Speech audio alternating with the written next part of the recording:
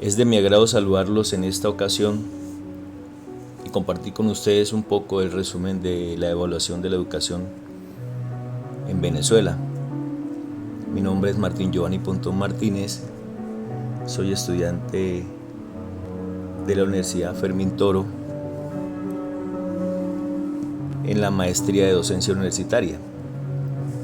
En esta ocasión hablaré un poco sobre la evolución de la evaluación que ha venido existiendo en la educación venezolana, comenzando desde la época colonial hasta la época democrática. En primera ocasión, características principales de la época colonial. Para el año 1560, esta época sobresalía la educación por ser tecnológica, escolástica, humanística y religiosa. Las evaluaciones sobre los temas en esta época manifiestan algunos registros, que era algo sencillo, basado en el conocimiento del tema y el objetivo de evaluar. Seguidamente aparece la época de la independencia. Para el año 1810, la evaluación de los alumnos se manejaba o partía de lo escrito a lo oral, y se reunían varios docentes a fin de determinar la calidad del tema expuesto. Siendo así, pasamos a la época de la formación. En esta época existían dos leyes.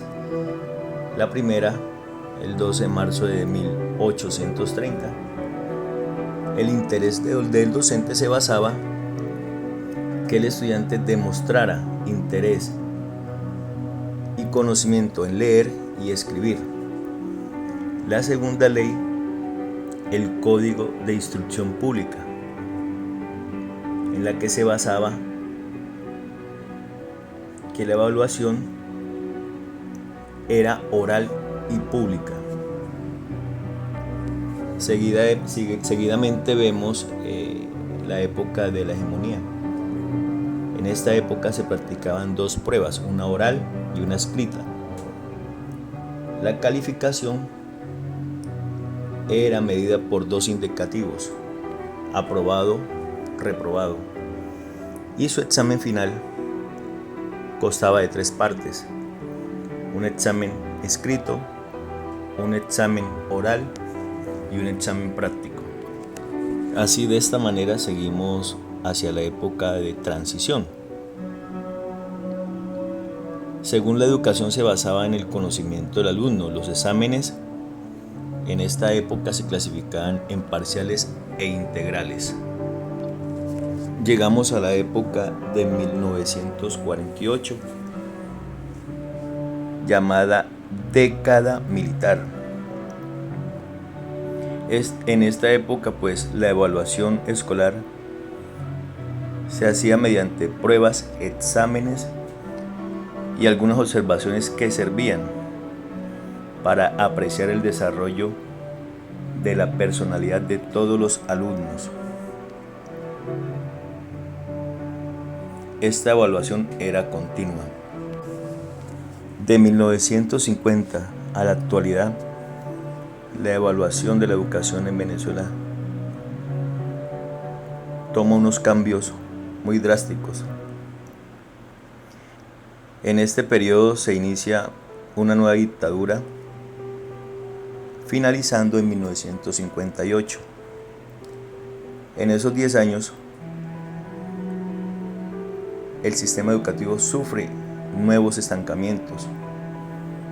Existían más de 2 millones de adultos analfabetas, más de medio millón de niños en edad escolar fuera del sistema.